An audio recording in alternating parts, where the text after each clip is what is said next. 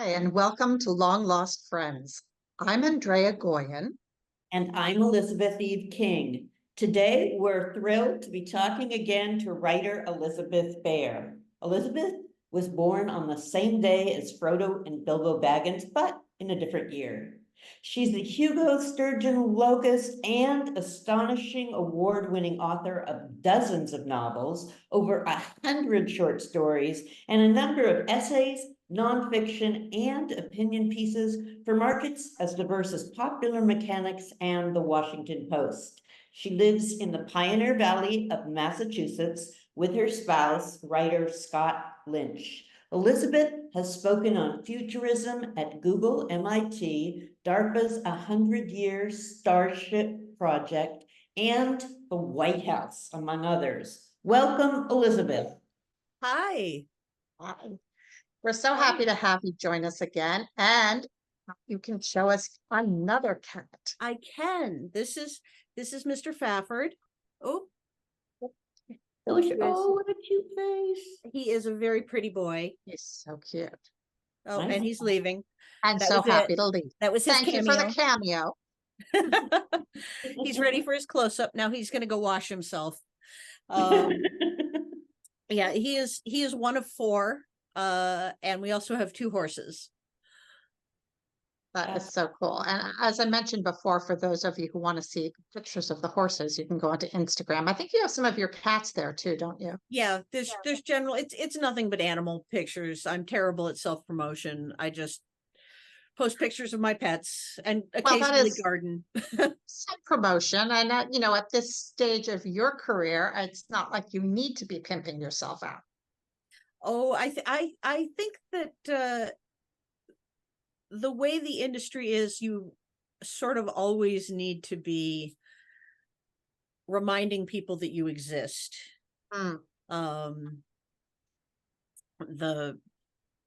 It's always especially for women and non-binary authors and people of color. There's always that struggle to remain, I hate to say remain relevant, but to remind people that you're relevant.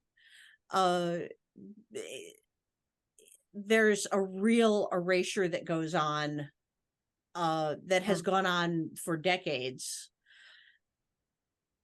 And I'm certainly not the first person to notice it or mention it. Well, it's interesting to me when we were talking that you mentioned self-publishing, and one of the things you said is we can't find a market because it's so different. And I've certainly had that issue, but I always thought, well, once you get to a certain level, you won't have that issue anymore. But I guess that's not true. And Ray Bradbury was actually my mentor, and of course I knew him when he was really, really old, but I remember visiting him and he was pissed off because somebody had just rejected a story of his. And you always think, what? How is that even possible? Even if it wasn't a good story. Yeah, I think there may be a level at which nobody would dare reject you, but I'm certainly not there. I collect rejections, not every day because I don't write that fast, but every year, certainly. Wow. Yeah, I don't know whether to feel good or bad about that. I think that's, well, I was going to say that's depressing, but in a way it's heartening though. Yeah. Yeah, I think it's good to know that there's this idea that after a while people don't get edited or that they can just publish anything, and that's really not in my experience true. I certainly know some authors who are much better sellers than I am, and many of them still deal with rejection or have real stringent editing. In some cases I think you get more attention as you become more financially successful for the publishing houses, because they really want those books to continue to keep the readers. Yeah, I know some of the online groups I'm with, will track rejections in a Mhm. sense. You know, we'll say, oh, I got my rejection from, you know, Translunar Traveler, wherever they're putting them out. And it is it is a good thing to know that everyone is kind of in the same boat. I mean, that everyone struggles to find things. It's not you personally when you're taking your own rejections, you know? Yeah. So, And so I it is think good. that, I mean, when I was an apprentice, when I was, you know, in the process of breaking in, the writers group that I was a part of, we would have rejection derbies, where the object was to get the person who collected the most rejections in a given period of time got a prize. And that was so wonderful in teaching me to treat the rejection not as a mark of personal failing, but as a just part of the process. Right. No, it And is. It you've is. got stuff out there too. Yeah. Right, exactly. You can't get rejected if you're not submitting, and you can't get accepted if you're not submitting. So, Exactly. yeah. And some of those, you know, rejection derbies led to some of my earliest sales. So it worked out on a number of levels. Exactly. I like the title Rejection Derby too. That's Yeah. I don't know who came up with that. Are you I still can't. friends with that writers group? Hmm? Are you still? It's largely, I'm still friends with most of those people. The group itself has largely sort of gone its separate ways over the past 25 years, and sadly not all of the writers who are involved are still with us, because time is a goon. But the you know, many of those people are friends who have been with me through my entire career, and who I continue to have very warm and supportive relationships with. So, you know, I think that's one of the like top 10 pieces of advice that I would give to young writers, or emerging writers, because not all of us are young when we're breaking in, is to find your people and treat them well, and don't put up with people who don't treat you well, because those folks are going to be your colleagues, if you're lucky, for the next 20, 30, 40, 50 years. And that's an amazing thing about writing that you don't necessarily get in other professions anymore. You know, you don't necessarily get those long-term collegial relationships. That's true. Yeah, the writing groups are key for me. I mean, they really just the support, Yeah. just that community is so vital. And I think Um, writers are more supportive than other creative communities, having been one of those people who's yeah, been. I'd agree. Yeah. I'd agree. And I always like to say the horror community is one of the nicest communities I know. I think that's so They really funny that they're are. like so nice. Horror writers are such sweeties. I think they get all of their aggression out on the page. Too. Yeah. It's Yeah, like, if you're hacking somebody up on or having, you know, the blood sucked, then you can be all nice. Maybe that's it. we Now, also want, oh, you want to ask Elizabeth? oh, Elizabeth King? Mhm. yeah, we were gonna ask, we were talking about this a little bit. Well, being science fiction and fantasy, you do a lot of research for your books, Mhm. and you've talked before the White House and everything. I just imagine you standing in front of the White House talking, actually. I don't think that's what we meant though, but about futurism. So we were curious about research modalities, because that doesn't get talked of very much, but it's so important, well, for all kinds of writing. Yeah, I think, you know, one of the things that is really important is to have as much practical experience as you can, sometimes in talking with people who do the work, or going out, and if you are physically and financially capable and you're writing an epic fantasy, go out and hang out with some of the people who do sword fighting and learn a little bit about sword fighting. There's a whole, I have to say that one of the reasons that we have horses is because it teaches you a lot about how to write horses in fantasy and how to write specific aspects of fantasy that revolve around animal care. That often, there's that joke about horses are not bicycles.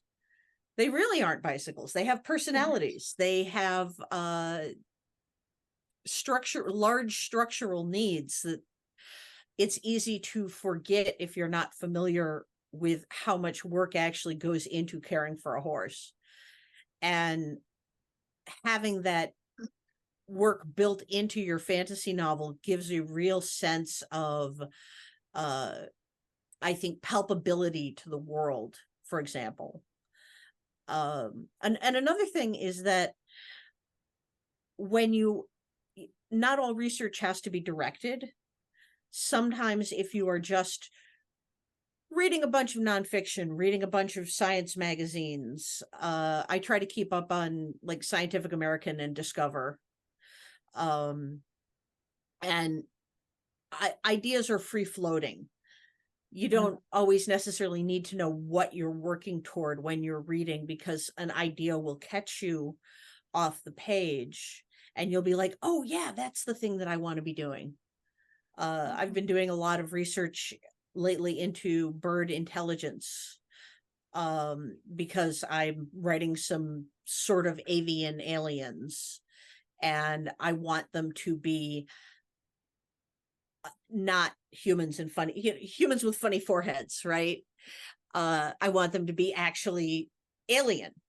And so working on that makes me step outside my preconceptions. And I think that's one of the benefits of research. I was thinking because you have so many aliens in your work, and when you were talking about horses, I was thinking, well, that can carry over into other species. They don't have to be, and the avian thing too. Sure. Or I think there are a lot of cat aliens in science fiction, and I think it's because a lot of science fiction writers have cats. Guilty. Yeah, and they're such obvious aliens, cats. They really are. They obviously do not think the way we do. And dogs kind of do think the way we do, I think. Like, yeah, we're similar species in our adaptations. We're both family/pack group oriented persistence hunters, and they're the Arctic version and we're the tropical version. And no wonder we get along so well, we do the same things. Yeah, whereas cat, not so much. Yeah. And I was going to say, Elizabeth, with all your diving, I mean, underwater and reptiles and amphibians, those are so alien, and insects, right? I mean, so alien. Birds too. I've done a lot of birds, as Andrea knows. You And have. I mean, one year we had like 240 go through my house. You have this gorgeous raven in your background. Oh, yes. Well, it's interesting because he's a character in the book that's being serialized on Metastellar now. But what's really interesting to me, at least, is that I started writing this before I had done bird rescue, but with egrets and herons. And after this, I started doing a lot of magpies. I did some crows. Never had a raven, but yeah, it sort of came afterwards. Oh, that's fascinating. So you started writing, and then sort of synchronistically you got the research opportunity arrived. Right. And I started getting all these baby magpies, and they're really interesting. But what's interesting to me is that among species like starlings or finches or whatever, finches and sparrows, much less do you understand that? But you get these collective like personalities within species. But they're all different, of course. And then you like starlings would all line up on a row and wait to be fed, but there'd always be one or two that would sneak it around and take the food away. Always. Like it was like so funny. I was thinking about that a lot, you know. Then you start thinking about species and individuals within the species that all have the same little quirks. So there's always that one who's got to cheat. Yeah. There's always a cheater. We all knew that kid. We all knew that kid.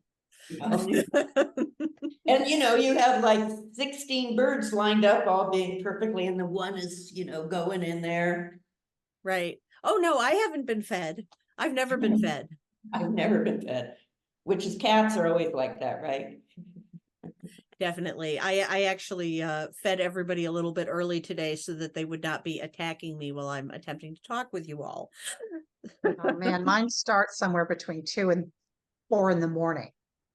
They climb on my head, they meow. It just depends on the night. Just start bugging me to feed them. So I also wanted to ask you a little bit about career development and Yeah. how that is, your thoughts on that. Yeah, I mean, I think we touched on that a little bit already. I think that it's easy to get very focused on whatever the next step in your career as a writer is, whether that's selling a short story, selling to a particular market, selling a novel, selling your third novel, which can be harder than selling your first novel, dealing with the debut anxiety. There are so many moments in a writer's career that feel like they are all or nothing, make or break. And one of the things that I think it's important to remember is that there are so many second acts. There's so many. I personally have been through 2 major collapses of the book market in my career, which is only roughly 20 years long at this point. And I came in as a debut at the end of one. So that, I guess that's 3 then total. And so you have to be I shouldn't say you have to be, but I think the people I know who have been writing for as long as I have, who have stayed in the industry and not gone on to some different career that appears to offer more stability, have been the ones who have managed to find ways to keep writing and keep publishing despite some very difficult times. And sometimes that can be a mental health crisis or a family crisis, and sometimes it can be 2008. You know, I had I was an early career writer at that point. My first books came out in 2005. My career was going gangbusters. I had a whole bunch of overseas contracts and subrights contracts, and it just all went away over the course of about 12 months. And I was really struggling in 2009. You know, I did not know where my next book contract was coming from. And I dug in and I found some other ways to make some money so that I could continue to eat and feed my cat. I only had one cat at that point in time. And eventually it sort of, to quote Arlo Guthrie, came around again on the guitar, you know, and the contracts started to appear again, and the publishing industry sort of, didn't rediscover my work, but I was in a position again to start publishing books. And then the same kind of a contraction happened in 2020. And at this point, you know, I'm a mid-career writer. And so I'm in a very different position. But I still have to find a way to continue to get books out there. And so one of the things that I'm doing now is I'm diversifying much more into being a hybrid author, which we talked a little bit about. So I've got a trad publishing. The White Space books are coming out through traditional publishing. And I'm self-publishing a sequel to Karen Memory, which is a book that was trad published in 2015 and that I haven't been able to sell the sequel to because traditional publishing doesn't think that a sort of steampunky lesbian adventure novel, Wild West lesbian adventure novel, is that there's a market for it. But I think there's a market for it. I think that's surprising to me because that description to me that sounds super marketable. Yeah, it does. That's steampunk is kind of unfashionable currently. But so I'm going to be self-publishing that probably this October or November. I don't exactly have the dates yet because I'm still working out things with the book designer and cover artist and so forth. And I think that being nimble. I should tell you the title. The title of the book is Angel Maker. That would be a helpful thing. And there, I feel like trying to increase my diversity right now is the best thing I can do for my career, and have a number of options, have a whole set of different things that I'm doing that lead to, all of which can lead me to the readership or can lead the readership to me.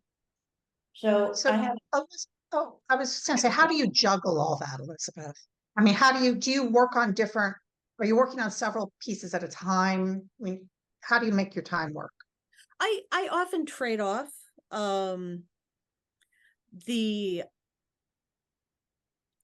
Sometimes I will get stuck on, I mean, whatever my primary project is whatever has the deadline. Like that's always got to be the case. So right now my primary project is this book that has the working title Shipwreck Star, which is White Space 4. Because that's the book that's under contract and has a deadline. And so the other stuff that I'm working on, I either work on when I have gotten to a point where I'm like, I need to take some time away from this book and think about it. I need to come up with the implications, or as you know, I need to stop and do a whole bunch of research about avian aliens. Avian aliens is kind of fun to say. So I'm packing my brain with bird facts, and I'm also trying to work on a novella and get all of this self-publishing stuff lined up, and maybe write a few sentences a day on the novel that's under contract and has the deadline, so that it won't fall entirely out of my head while I'm trying to figure out the stuff that I need to know to actually push forward at a good rate of speed on the book. And so I think some of the reason that I've managed to maintain a career for 20 odd years at this point is because I'm always willing to switch it up and try something a little different. Which has also in some ways been a drawback, because if I could go back in time and tell myself, hey, maybe use a suit for some of the weirder stuff, I might do that. I might not have tried to write science fiction, fantasy, steampunk, and I don't even know what else, like 3 different kinds of fantasy, 2 different kinds of science fiction, whatever, all under the same name.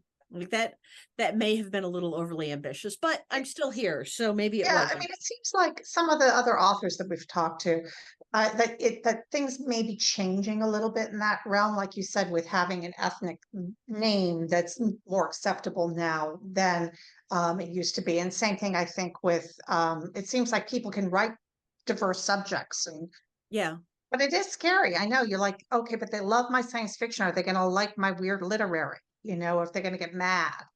Yep. So Absolutely. Some people have, Jeannie Koch writes under, I don't know how many different names, because every genre she has a different name Yeah. for. And I don't know, it seems like it could go either way. I had a question though, with self-publishing, I mean, the publishing part's pretty straight ahead, but what about all the marketing stuff? Do you hire someone? Do you do it yourself? I honestly am not an expert on marketing. I have been and I'm not sure how much a lot of it works. Like there's stuff that I know that does work, like having a newsletter so that the people who actually care about what you do can sign up for the newsletter and they will know when you have something new out. The most effective marketing I know of is having people who have read your work and like it talk about it. I know I am much more likely to buy a book if somebody whose taste I trust says, this book is amazing, you've got to read it, as opposed to the author telling me, buy my book. You know, it's so I often feel like a lot of what we do for marketing, and I do it too. You know, I certainly get on Blue Sky or Instagram and have my little graphics and like, here's my new book. But I don't know if that's something that helps or if it just makes us feel better. The biggest hurdle is discoverability, right? Is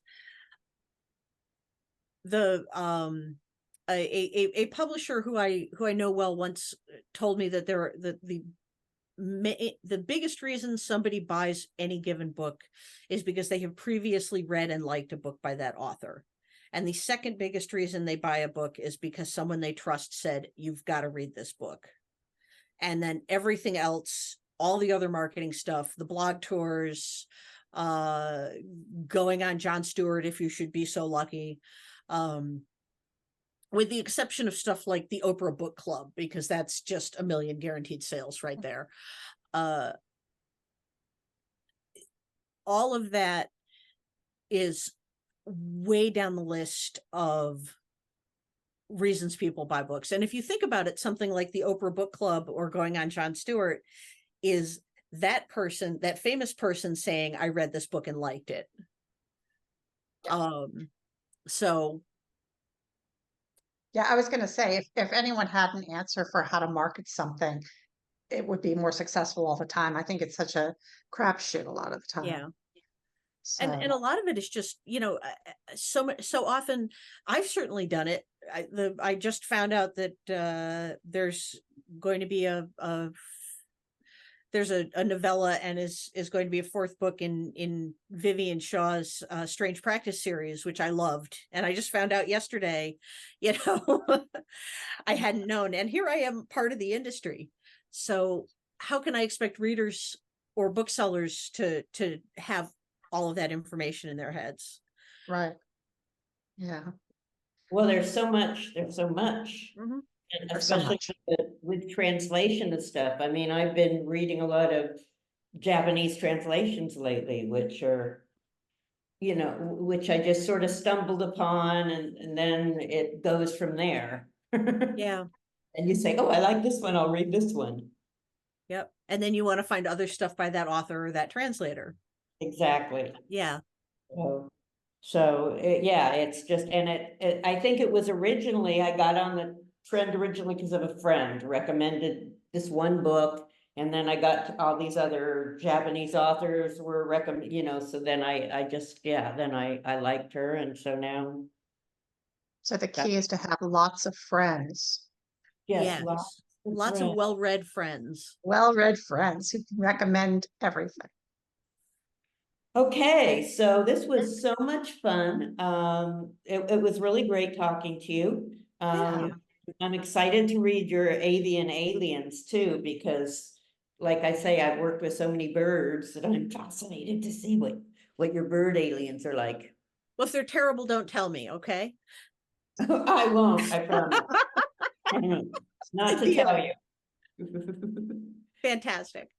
Oh, we always end with the best thing I learned this week. And so I do have something, well, I sort of have two other things. One is just a quick cry out for my favorite science magazine, Nautilus. It's newer than a lot of them. I think it is some of the best science writing around. And recently we're talking about a female botanist of the 19th century who basically discovered that flowers were hermaphroditic a lot. Her name's Lydia Becker, and she was corresponded with Darwin about this. And so I thought that was interesting. Can you please say the hermaphroditic, the word again? Oh, hermaphroditic. In other words, Oh, they yeah, have okay, male and hermaphroditic. female parts on the No, same yeah, flower. yeah, you even- just said, it, Oh. it sounded different when you said it, sounded like hermaphroditic or something, and I was like, "Where's that word?" So that's all. Hermaphroditic, okay. And I have one other thing, just because I'm living in Barcelona, and last week was Saint Jordi Day, which I had never heard of. It's a Catalonian holiday, and it's the holiday of books and roses. And the entire city turns into an outdoor bookstore with roses everywhere. So, yeah, I mean, what a holiday. It's just amazing. And it has something to do with St. George and the Dragon. I don't know. It's like the Easter Bunny delivering chocolate eggs. It's a little confusing in that sense, but Now I'm picturing a dragon with a little basket of books. they did say apparently when he's stabbed, blood turns into a rose. So that's where the roses come from. But the books, I mean, I couldn't find it anywhere why Is that it the is. same day, Elizabeth? Is it the same day every year, or is it different, like Easter? Uh, That's your job, is to find that out for us. That's a good question, but just like every place is selling, you get one rose with a sprig of barley and books everywhere. It's so cool. And it's sort of a Valentine's Day too thing. It used to be that the woman would buy the man a book and he would give her a rose, but that's now turned into everybody gives each other books and a rose. Oh, That's so great. Yeah, so my new favorite holiday. Yeah, wow. Okay, so mine is very little and silly, kind of.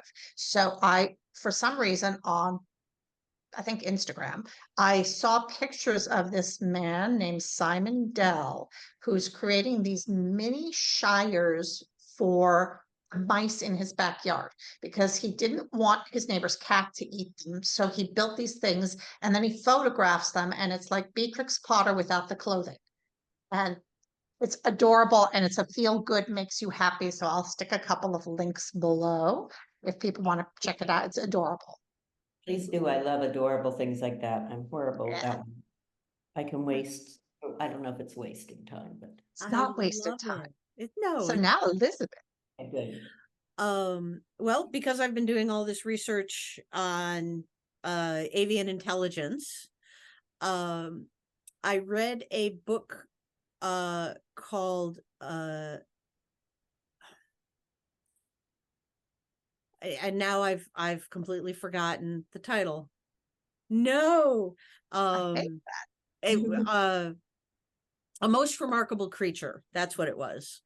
Oh. Which is about a subfamily of raptors called caracaras, which are a South American species that they're related to falcons, and some people call them forest falcons, and I had known nothing about these birds whatsoever, but they sort of fill an ecological niche between crows and falcons. They are mostly scavengers and carrion eaters, but they do some hunting, and they're fascinating. And there's a lot of stuff I didn't know about them, but the one fact that really blew my mind was learning that falcons and caracaras are not closely related to other raptors. So they are more closely related to parrots, which was something that I had no idea about at all. So hawks and owls and eagles are one branch of the family, and parrots and falcons and caracaras are a different branch of the family. So that was the fascinating thing I learned about caracaras. Yeah, I didn't know that. But I mean, it kind of, when you think about the shape of a parrot's beak and a falcon's beak or something, they're very similar. So yeah. And parrots and caracaras also are not solitary like most birds of prey, and don't live in pair bond groups. They tend to live in large, noisy families, and have robust social structures like corvids do. So fascinating. Yes. yeah, we have a lot of parrots, wild parrots in LA and even in San Francisco that have been escaped. Most of them, the green parrots, the red-shouldered Amazons, is that what they are? But they are very loud. Two of them are very loud. There's three species here too, little South American guys that are all over Barcelona. They're also very loud. Now they'll go and they'll steal food from the pigeons. They're very yes. Well, thank you. Thank you so much. And Thank you for having me. Yeah, it's been a real pleasure, and please do follow us for more videos and to stay atop of what's happening here. And I'm getting here, please like this video, leave comments below, and be sure to subscribe to our channel and hit the notification button so you don't miss any episodes. If you want to support our publication, Metastellar, and help us publish more original content, please support our Patreon page. Thank you so much for listening. And I'm going to be a good friend, and I'm going to tell you, you should all go to Metastellar and check out Elizabeth's story. Her novel is being serialized, Gods and Monsters, and you can find all the episodes so far. I think it's by the end of the year it will have been finished, right, Elizabeth? And then you can read everything all at once, or you can also hear her do it, narrate it every week. So check it out because it's fantastic. And there's me being your good friend.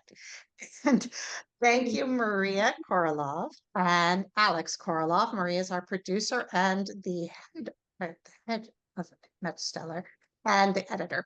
And Alex is our editor who helps put these pieces together for all of you to see. So thank you all for joining us. And thank you again, Elizabeth. It was really wonderful having you with us. Thank you for having me. It's been delightful. Good. We'll see you again when your book's coming out. And thank you, everyone, for joining us.